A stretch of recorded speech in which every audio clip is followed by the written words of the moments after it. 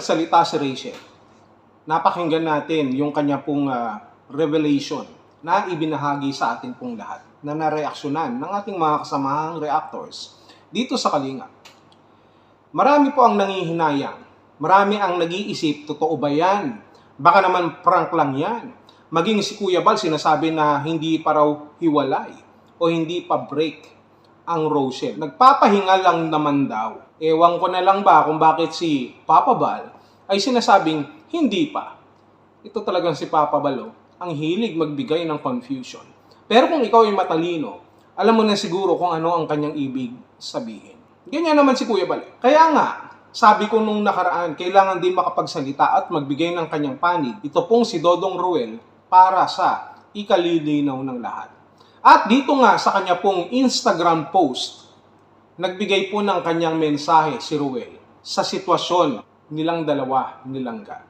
At lumalabas dito na talagang tapos na po sila. Dito po sa post ni Dodong Ruel sa kanyang Instagram, nagbigay po siya ng kanya pong saloobin, ng mga clue, ng mga halimbawa, ng mga simpleng pananalita, subalit may laman. Kung ano po ang ilan lamang marahil sa mga dahilan kung bakit sila po ay dumating na sa kanila pong hangganan. At hindi ko na po ito babasahin, bisitahin nyo na lamang po siguro yung Instagram post ni Dodong Ruel. At this moment, bibigyan lamang natin ng konting opinyon o paliwanag base na po doon po sa mga sinasabi ni Dodong Ruel. Ang isa sa sinabi niya, yung salitang uncontrolled. Ibig sabihin kapag uncontrolled, ano ang ibig sabihin nito? Ano po yung mga bagay na uncontrollable? Dito po sa buhay natin, lalo na sa usapin ng pag-ibig, totoo nga naman na may mga bagay na hindi na po natin makokontrol. Kahit na ibinigay na natin yung the best natin, yung pangunawa, yung ating pong pagpapahalaga, yung panahon at oras, yung ating pong dedikasyon, may mga pagkakataon o sirkumstansya na hindi po natin hawak sa ating mga kamay. You tried many things. You tried many times. Subalit you always failed. Hindi ko na iisa-isahin pa kung ano ang ibig sabihin niyan. Kayo mismo na mga nanonood, siguro naman, dumaan kayo sa mga ganitong klaseng sitwasyon. At alam nyo na kung ano ang ibig sabihin ng mga uncontrolled things o yung mga out of control na mga bagay na hindi na po natin hawak. They tried their best para isalba po ang kanilang relasyon. Subalit may mga pangyayari na dumarating na hindi na po nila kayang ayusin pa. Sabi ko nga, kahit gusto kong ipaliwanag, I don't want to get into specific details sapagkat ito po ay personal na sa kanila at ayoko rin naman pong magkamali. Tayo po ay nandito lamang para magbigay ng ating pong reaksyon at opinion. At isa pa sa nabanggit ni Dodong Ruel, na sabi niya, ang pag-ibig daw ay nangyayaring hindi talaga nagpapatuloy. Itong pag-ibig, sabi niya, ay dumarating sa bawat isa para magturo, para may matutunan tayo na mga bagay. Hindi sa lahat ng pagkakataon ay magpapatuloy, kaya nga ipinanganak yung ating pong kasabihan na walang forever. Dahil nangyayari sa bawat isa, sa iba sa atin, inaakala natin okay na. Yung pala, hindi rin pala kayo magkakatuluyan. Hindi rin pala kayo magkasama sa bandang huli.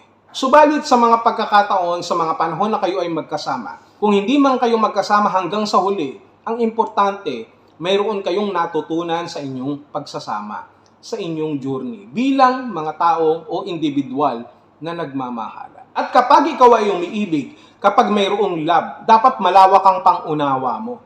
Kaya niyong i-handle ang mga sitwasyon. Sa inyong opinion, sa inyong judgment, sa pressure.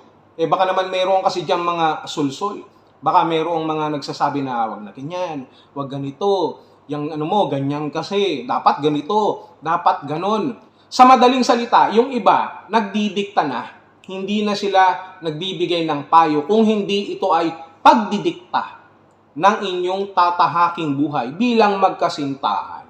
Which is hindi nagiging maganda. At sa dahilan na ito, yung dalawang nagmamahalan ngayon ay nape-pressure. So saan ngayon papasok ang pag-ibig dyan kung kayo ay nape-pressure? You want to please everybody na nasa paligid nyo na mga maiingay na putak ng putak, kokak ng kokak, kwakwak ng kwakwak. Instead na dapat sana ang piniplease nyo ang piniplease nyo yung bawat isa sa inyo. At ito pa, kagaya nga ng nabanggit ko na pressure, baka nga sinasabi ni Dodong Ruel na mayroon na isa sa mga bagay kung bakit nangyari ang paghihiwalay na yan ay dahil sa mga taong maiingay sa kanilang paligid, yung mga taong mahilig makialam, yung mga taong hindi mabubuhay kapag hindi nakialam sa buhay ng iba. At gusto nilang sila ang mamalakad sa relasyon ng dalawa.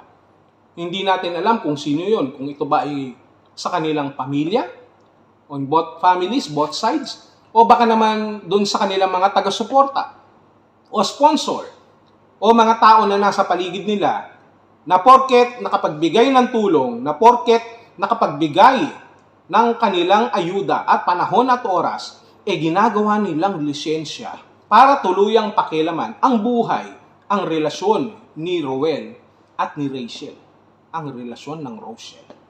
Hindi kaya ganon na masyado na silang nakikialam? Itong mga taong ito, walang satisfaction. Siguro, itong mga tao na ito ay mga dating nagtatrabaho sa DPWH. Kasi ang hilig nilang gumawa ng insertion. Mahilig silang mag-insertion. Insert dito, insert doon, pasak dito, lagay doon, singit dito, singit doon, sa makatuwid, mga epal. Ang ingay sa paligid ng dalawa ng Rochelle, kaya nga apektado sila, hindi maiwasan na meron diyang nag-uudyok, no? O bumubulong-bulong kay Rachel, o baka naman bumubulong-bulong din naman kay Roel. At sa ganitong pagkakataon, nagkakaroon ng gulo, nagkakaroon ng division.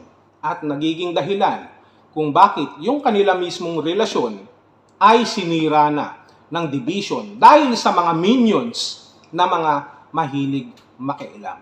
Maiingay sa kanilang kapaligiran na kagaya ng binanggit ni Roel of Malalag. At sinabi din ni Dodong Roel na yung desisyon na yan, kagaya ng sabi ko nga noong nakaraan, for sure nakapag-usap sila na maayos ng personal, ng formal. Itong desisyon na ito ay napag-usapan nilang dalawa. At hindi naging madali. Hindi naging madali. Subalit, kailangan nilang gawin para maisalba kahit man lamang yung respeto nila sa bawat isa.